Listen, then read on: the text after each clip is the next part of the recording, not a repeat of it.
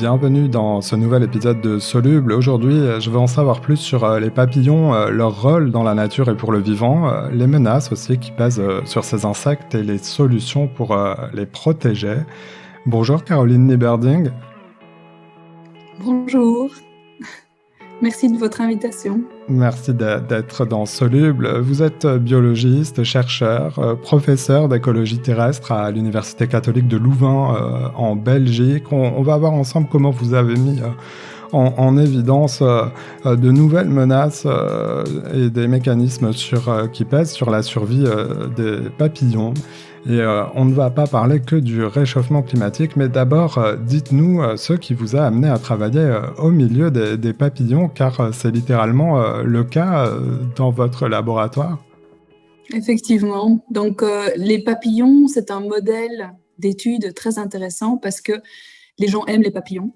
Et donc on regarde et on compte des papillons depuis des dizaines d'années partout dans le monde, ce qui fait que c'est un groupe taxonomique, comme on dit, un groupe d'animaux qu'on connaît très bien. Et du coup, on sait aussi que ça va mal pour eux parce qu'on voit que les nombres de papillons décroît année après année dans notre environnement.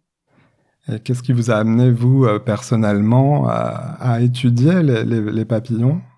Ce qui m'intéresse, c'est un organisme qui a un temps de génération court, ce qui fait qu'on peut faire des expériences en ayant des successions de générations dans le laboratoire de quelques semaines. Donc on peut accumuler énormément de données aussi, au-delà de cet aspect un petit peu de modèle pour les gens. Et c'est aussi une espèce bioindicatrice puisque les papillons sont très fragiles. Et donc les papillons qui disparaissent, ça témoigne de l'ensemble de l'écosystème dans lequel ils vivent qui va mal, même si les autres espèces parfois résistent un peu plus longtemps. Alors on va voir cela ensemble dans le détail. Vous le disiez, les papillons ont une belle image. Tout le monde aime les papillons, à la différence d'autres insectes. Pourtant, on observe que nous ne les protégeons pas assez. Expliquez-nous concrètement en quoi les papillons jouent ce rôle essentiel pour la nature et le vivant. Alors, le rôle des insectes et des papillons en particulier dans l'environnement, c'est parfois une question qui peut poser problème au niveau éthique parce que on cherche finalement à justifier la protection d'une espèce par son utilité, notamment pour les activités humaines. C'est ce qu'on appelle les services écosystémiques et clairement, c'est une façon de justifier en fait les efforts qu'on pourrait faire pour la conservation de certaines espèces. Pour les papillons, ils ont des rôles, notamment de pollinisation de nos cultures. Il faut savoir que 84% des plantes en Europe qu'on cultive dépendent de la pollinisation, donc ont besoin d'insectes en fait pour pouvoir produire les graines dont on va se nourrir. Ce n'est pas les pollinisateurs principaux de l'Europe. Donc, il y a des abeilles, etc., qui sont beaucoup plus connues. Et donc, au-delà des services écosystémiques que rendent les papillons, je pense que ce sont des témoins de l'état de santé de notre environnement dont on fait partie. Et donc, si l'environnement va mal, on va mal aussi, en fait. Ce sont des témoins, justement. Quelles sont les principales menaces qui pèsent sur ces espèces, sur les papillons? C'est l'action de l'homme, comme toujours, j'ai envie de dire. Comme toujours, malheureusement. Donc, la crise de biodiversité de façon générale, pas que pour les papillons, elle est due à l'action de l'homme. Ça, c'est très bien documenté par l'IPBES, qui est en fait le GIEC des biologistes et qui a fait un rapport global en 2019. Et dans ce rapport, on voit que le principal problème lié aux activités humaines, c'est le changement d'usage des terres. C'est le fait qu'on transforme à peu près, à l'heure actuelle, 75% de toutes les terres émergées sont modifiées par les activités humaines. Et la principale activité, qui est du coup le principal problème aussi pour les papillons, c'est l'agriculture industrielle. 50% de la surface terrestre est couverte d'agriculture industrielle ou d'élevage industriel. Et tout ce qu'on met dans nos champs, c'est-à-dire aussi les insecticides, ça tue en fait les insectes et donc évidemment les papillons. Les insecticides font peser cette menace. Est-ce qu'on peut aussi parler de l'habitat des papillons, en particulier avec l'urbanisation, je pense, parce que de nombreux chiffres indiquent que la population de papillons diminue vraiment drastiquement dans nos villes. Alors, déjà dans les villes, c'est pas l'habitat naturel des papillons, et donc vous avez tout à fait raison de dire que le deuxième changement majeur d'usage des terres chez nous et dans le monde, au-delà de l'agriculture, c'est l'urbanisation. Et donc, de facto, il n'y a normalement pas de papillons dans les villes puisqu'ils ont besoin d'un habitat naturel. Chez nous, en Europe, l'habitat naturel, c'est les forêts. Et ces forêts ont été longtemps transformées pour l'activité humaine. Donc, en fait, on a beaucoup d'ouverture dans ces forêts. On a aussi des prairies ouvertes de fleurs. Et ça, c'est ce qui est idéal, en fait, pour une grande diversité de papillons. On a très peu de ces habitats-là. J'en viens à votre récente étude scientifique sur la reproduction des papillons. Pouvez-vous nous dire ce que vous avez souhaité observer concrètement? Alors, concrètement, il y a d'autres menaces aussi qui pèsent sur la biodiversité, incluant les papillons, au-delà de cette principale menace, et notamment le réchauffement climatique, qui est beaucoup plus médiatisé. Alors, ce qu'on sait concernant le réchauffement climatique, c'est que ça produit en fait un déplacement des populations animales, dont les insectes, vers des températures plus fraîches. Donc, dans l'hémisphère nord, les populations, les aires de distribution des espèces migrent vers le nord. Mais simplement, on ne sait pas grand-chose de plus concernant les réponses des populations au réchauffement climatique. Et ce que notre étude a montré, c'est que ça modifie aussi en profondeur le comportement sexuel des papillons. Et malheureusement, ça a tendance à accentuer les problèmes, puisque les accouplements, en fait, sont moins adaptés qu'auparavant, ce qui risque d'accélérer, en fait, l'extinction des espèces. Et le réchauffement climatique, c'est une notion qui évidemment est dans l'actualité maintenant quotidiennement, mais qui peut paraître aussi un peu éloignée de tout un chacun en termes concrets. Vous avez observé précisément au niveau de la température, vous avez fait des simulations. Est-ce que vous pouvez nous en dire plus?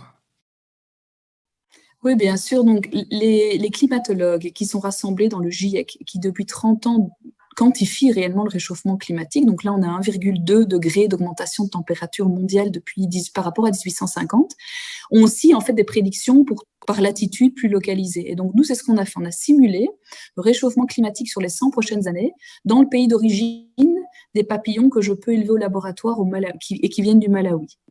Et en fonction du scénario, vous savez que les climatologues disent qu'en fonction de nos réponses et de nos changements d'activité humaine, ça va chauffer plus ou ça va chauffer moins.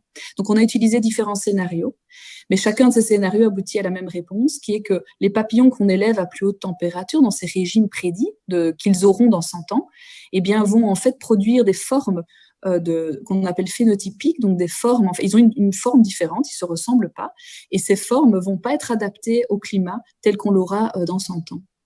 Vous le savez, vous êtes aujourd'hui dans un podcast de solutions. J'aimerais voir avec vous les solutions autour desquelles la communauté scientifique s'accorde pour préserver les insectes et notamment les papillons. Quelle est la priorité selon vous? Vous m'avez parlé du réchauffement climatique, mais aussi de l'habitat. Sur quoi agir? Donc, on peut agir au niveau global, donc c'est des réponses structurelles. On peut agir au niveau individuel. Alors, il faut savoir que les principales réponses vont être structurelles. Donc, ça ne sert à rien de culpabiliser les gens parce qu'au jour le jour, ils ne font pas des actions importantes. Mais c'est important de comprendre où le global peut agir. Et donc, il faut connaître l'origine du financement actuel des subventions de l'agriculture industrielle qui vient de la politique agricole commune, donc de l'Europe, où 25% du budget est en fait alloué à l'agriculture industrielle. Et ça fait à peu près quand même 40 à 60 milliards d'euros par an. Et tant qu'on finance et qu'on subventionne essentiellement l'agriculture industrielle, alors à ce moment-là, on continuera à mettre énormément d'intrants, donc ces fameux insecticides qui tuent directement les insectes, mais aussi en fait toute une série d'intrants qui augmentent la richesse des sols et qui malheureusement vont en fait faire disparaître les sols pauvres et les plantes auxquelles sont adaptés naturellement les papillons. Ça, c'est au niveau global. Au niveau individuel, on peut réagir aussi. Donc, la principale chose à faire, sincèrement, c'est au niveau de son alimentation, manger bio. Si vous mangez bio, ça veut dire que vous refusez l'application de toute une série d'intrants dans les champs et donc vous redonnez une chance en fait à la biodiversité de se redéployer au-delà des réserves naturelles, qui ne suffisent pas clairement. La deuxième chose pour les gens qui ont la chance d'avoir un jardin, il y a toute une série de mesures bien connues spécifiquement pour les papillons dont je peux vous parler si vous le souhaitez. Oui, bien sûr. Beaucoup de gens, je suis sûr, parmi nos auditrices, nos auditeurs, se demandent ce qu'ils peuvent faire à l'échelle individuelle dans leur jardin, en effet, sur leur balcon. Comment améliorer les choses, en tout cas devant chez soi? Alors, il y a plein de choses à faire et si vous voulez en savoir plus, puisqu'évidemment un podcast c'est court, il y a notamment en fait des fiches techniques qui sont disponibles au niveau de la Wallonie, pour la Belgique. Je suis certaine que ça existe aussi en France, mais globalement, il faut laisser un petit peu l'ensauvagement revenir dans le jardin. Donc, par exemple, tondre beaucoup plus rarement et même essayer de limiter les zones de tonte pour ne pas tondre tout le jardin en même temps. Ça va faire revenir des fleurs. Pour les haies, c'est pareil. Arrêtez les haies de tuyas, retournez en fait à des haies avec des essences naturelles locales qui sont pleines de fleurs et qui du coup fournissent du nectar en fait aux insectes et particulièrement aux papillons. Et ne les taillez pas évidemment quand elles fleurissent. Ensuite, vous pouvez aussi vraiment, donc dans les haies, vous pouvez mettre des aubépines, vous pouvez mettre des pruneliers, des nerfs-pins, des arbres fruitiers, tout ça c'est très parfait. Évitez aussi donc tous les intrants, c'est-à-dire ne mettez plus d'engrais dans votre jardin parce qu'ok, votre herbe, elle va être magnifiquement verte, mais en fait, c'est un désert biologique. Il vaut beaucoup mieux en fait appauvrir le sol et donc aussi enlever votre tonte du jardin, mais ne rien rajouter pour que des plantes qui sont adaptées à nos sols plus pauvres puissent arriver, qui sont justement les plantes sur lesquelles se nourrissent ces papillons. Puis il faut que vous sachiez aussi que ces papillons, ils sont déjà protégés. La moitié des espèces en fait qu'on a en Belgique et en France, et donc en France, vous avez à peu près 250 espèces de papillons de jour, elles sont protégées parce qu'elles sont en voie d'extinction à court terme. Donc c'est hyper important en fait d'augmenter les populations de nouveau de ces papillons pour éviter la consanguinité et puis l'extinction en fait de ces espèces dans vos régions. Et pour ce faire, les papillons ont 2 étapes cruciales. Donc, se nourrir, j'en ai beaucoup parlé, mais aussi la larve doit se nourrir, donc pas l'état adulte qu'on connaît moins bien. La larve doit se nourrir, elle se nourrit de plantes. Et ces plantes sont souvent spécifiques à chaque espèce de papillon de jour. Alors, il y a des espèces plus généralistes. Si vous laissez vos orties, vous allez permettre à 5, 6, 7 espèces de papillons de se développer à l'état larvaire. Sinon, vous pouvez aussi laisser toute une série de plantes plus spécifiques qui alors sont vraiment particulières à chaque papillon. Allez voir sur les sites ce que vous voulez faire revenir dans vos jardins. On laisse quelques orties donc dans le jardin. Merci, c'est passionnant. J'indique aux auditrices, aux auditeurs qui pourraient être en Belgique ou se rendre à Bruxelles qu'un événement, une exposition est en cours jusqu'au mois de novembre 2023. Ça s'appelle Animalia et vous jouez un rôle. Est-ce que vous pouvez nous donner envie d'y aller et nous expliquer de quoi il s'agit tout simplement?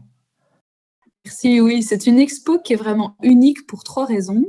La première, c'est que les artistes se sont emparés des problèmes environnementaux et les ont transcendés. Et donc, du coup, c'est beau à voir comme exposition. Donc, on a la chance d'avoir cette expo dans le musée du train avec des magnifiques machines auxquelles ont été ajoutées des sculptures animalières en taille réelle, plus vraies que nature, une quarantaine, par un sculpteur très connu en Belgique. Et donc, on a ce dialogue machine animaux qui est assez impressionnant. C'est un peu comme de l'art nouveau, en fait, à l'époque où on avait le fer qui était mélangé à l'art floral.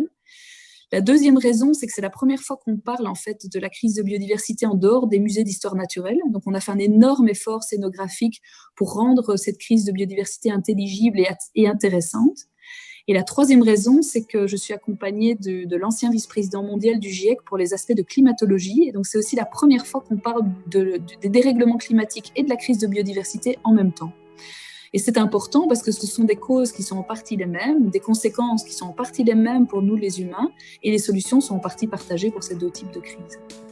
Voilà, donc c'est jusqu'au début novembre. Je mettrai le lien dans la description. Animalia, donc à Bruxelles, en Belgique.